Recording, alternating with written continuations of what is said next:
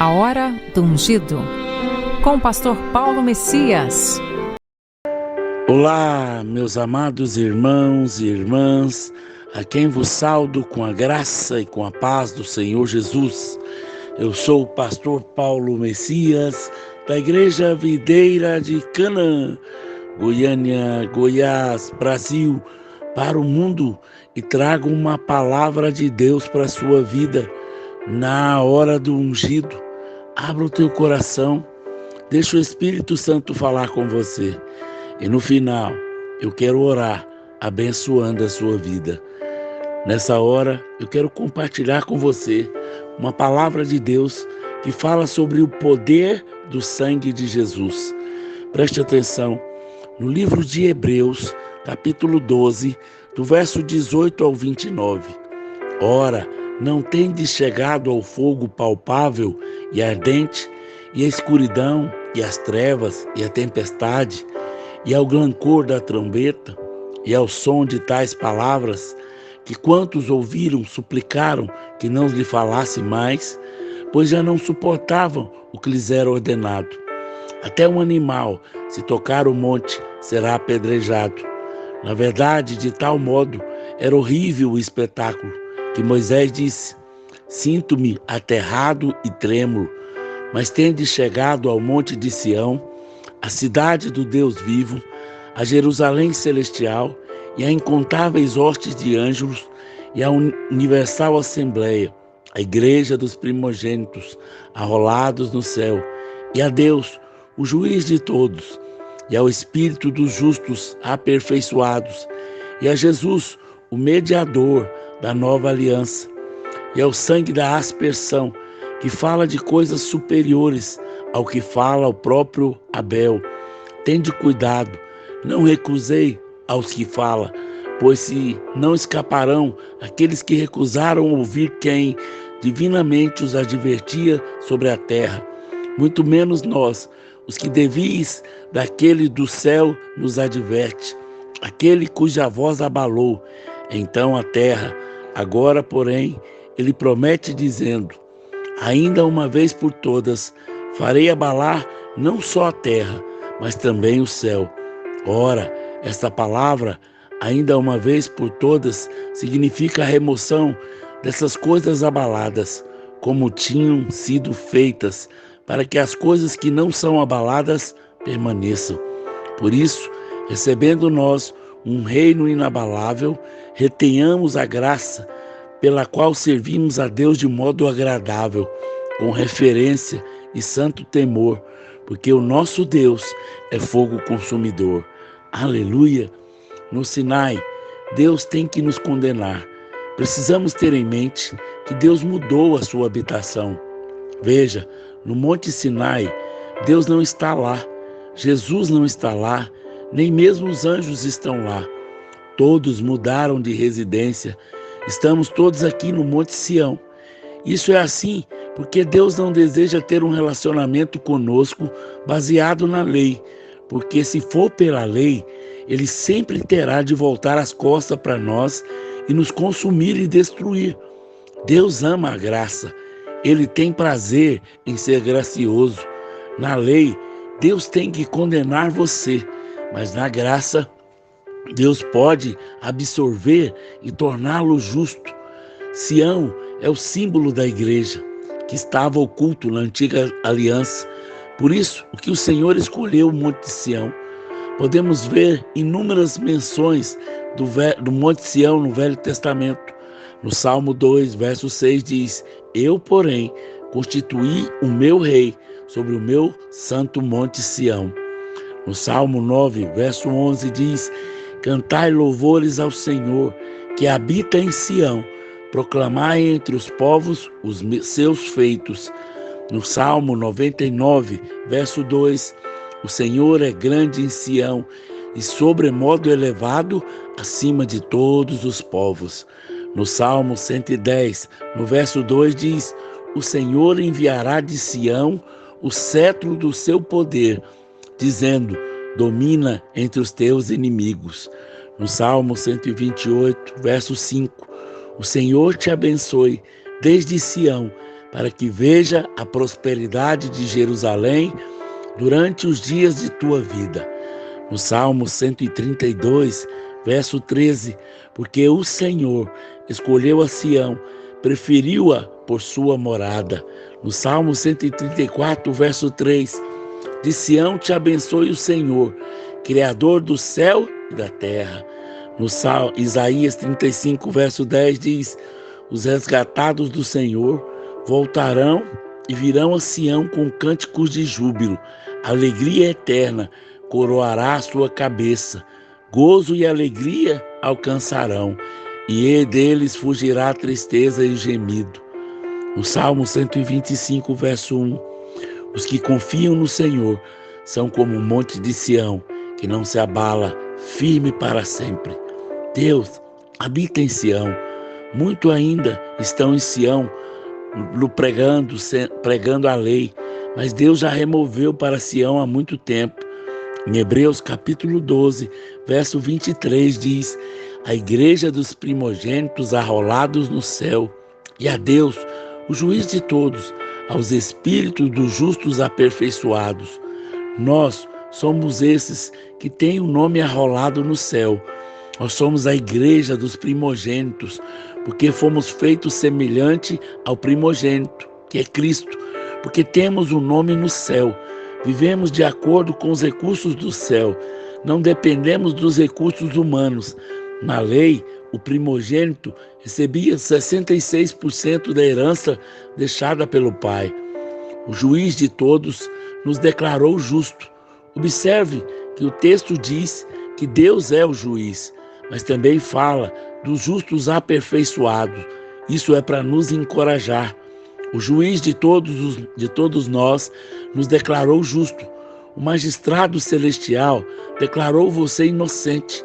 O juiz que contempla os pensamentos dos homens, o Senhor vê os motivos do coração, que testa os desígnios de cada ser humano. Aquele que conhece todas as coisas antes que aconteçam, ele nos declarou justo. Esse conhece todas as coisas e pode declarar a verdade. Eu não tenho medo da polícia, dos magistrados. Na verdade, eu vejo como amigos, pois eles mantêm o ambiente a salvo para vivermos em segurança. Todavia, se eu faço algo errado, então eu sinto medo deles. O medo é sempre do juízo, mas o juiz me declarou justo. Então eu não tenho medo de nada a temer. Em Hebreus capítulo 12, verso 24. E a Jesus, o mediador da nova aliança, e ao sangue da aspersão, que fala as coisas superiores ao que fala o próprio Abel. Onde nós encontramos o Senhor Jesus? No Sinai ou em Sião? Veja que o Senhor está em Sião, o lugar da manifestação da graça. A palavra de Deus diz que o sangue fala.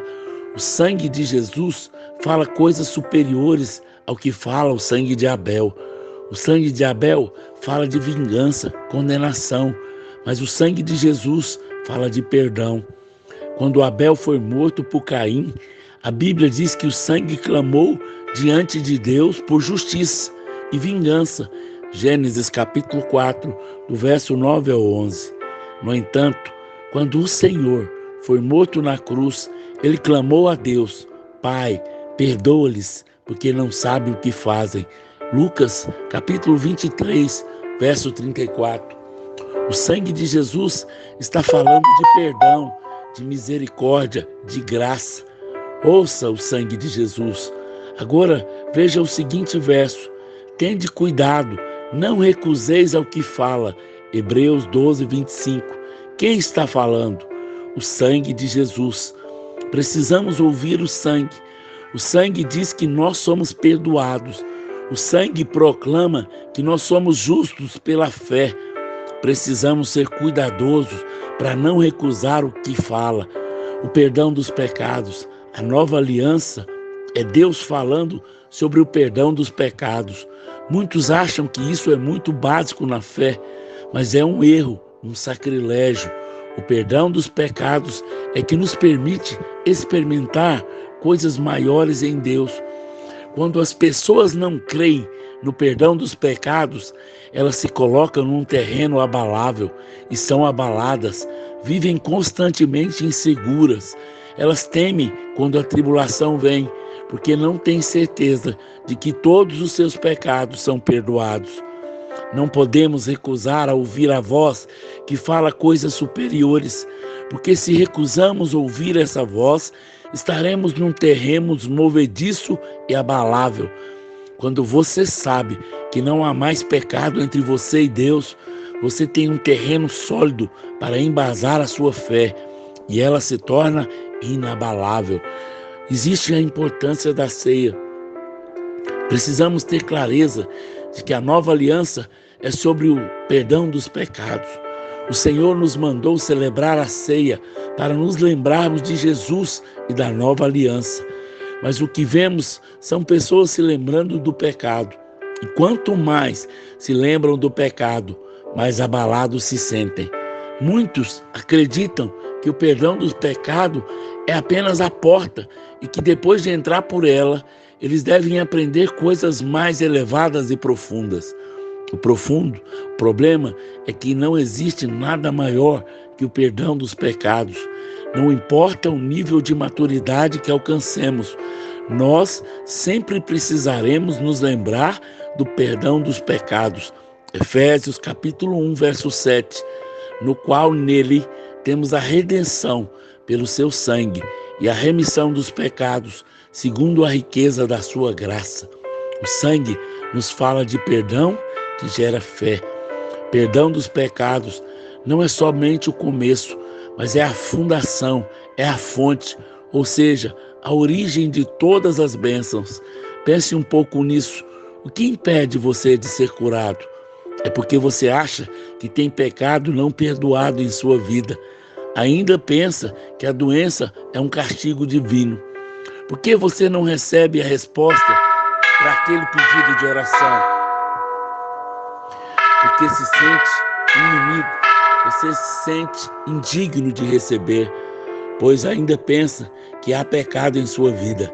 Entretanto, quando você tem consciência de perdão, você se torna inabalável.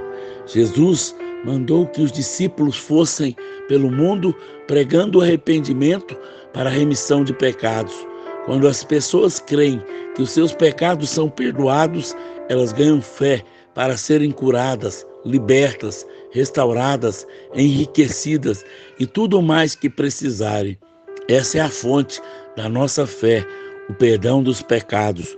Em Lucas capítulo 24, 47, é que em seu nome se pregasse o arrependimento para a remissão de pecados a todas as nações, começando de Jerusalém. O perdão gera amor. Entretanto, não é apenas a nossa fé que depende do perdão dos pecados.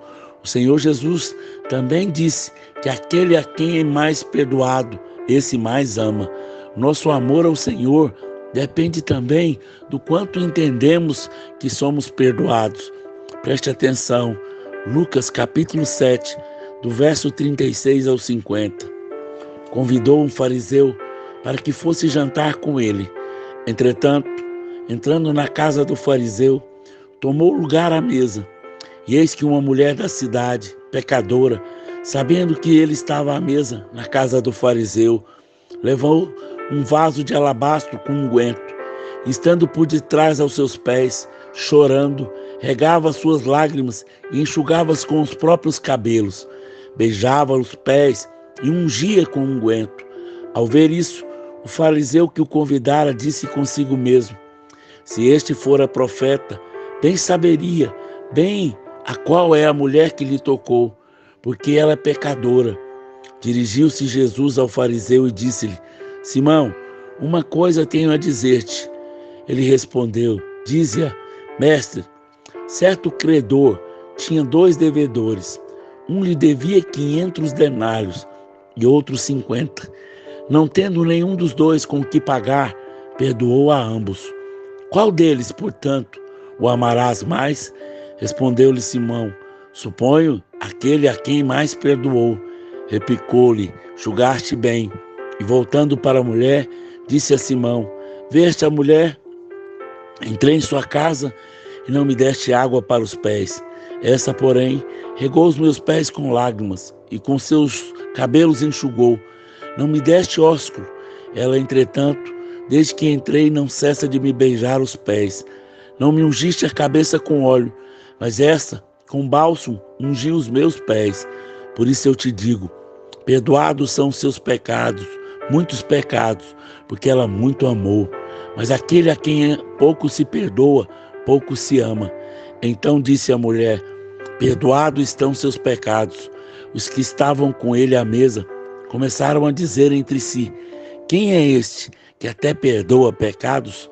Mas Jesus disse à mulher, a tua fé te salvou, vá em paz.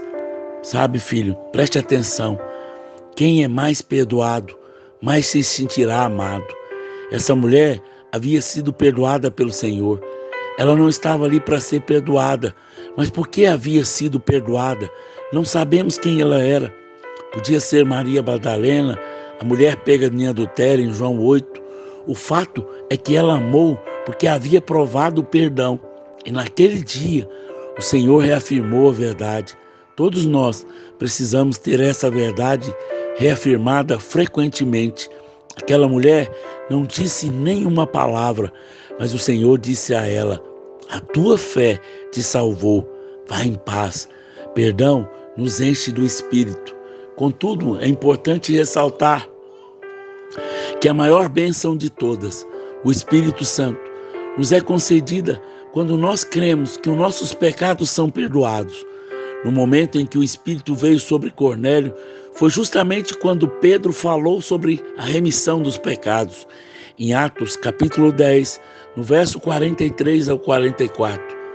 Dele, todos os profetas dão testemunhos de que, por meio do seu nome, todo aquele que nele crê, recebe remissão de pecados. Ainda Pedro falava essas coisas quando caiu o Espírito Santo sobre todos os que ouviam a palavra. É interessante que os capítulos 8, 9 e 10 de Atos relatam 3 conversões. Sabemos que todas as nações vieram os 3 filhos de Noé, Sem, Cão e Jafé. Cão é o pai dos africanos. Sem deu origem ao povo do Oriente Médio. E Jafé, a origem dos europeus. No capítulo 8, nós temos a conversão do eunuco, que era etíope e, portanto, descendente de Cão. Depois nós temos a conversão de Paulo, que era semita. Por fim, nós temos a conversão de Cornélio, que era italiano, portanto, descendente de Jafé. Sabe por que os anjos não podem pregar? Porque nunca foram perdoados, pois nunca caíram ou pecaram. Decida ouvir apenas o sangue de Jesus. O sangue diz que você está perdoado e que nenhuma condenação há para você. O sangue que libera para crer e ver milagres de Deus na sua vida.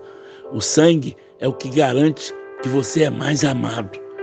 É que tira de todo qualquer empecilho para que você seja cheio do Espírito Santo. Nessa hora, eu quero orar por você.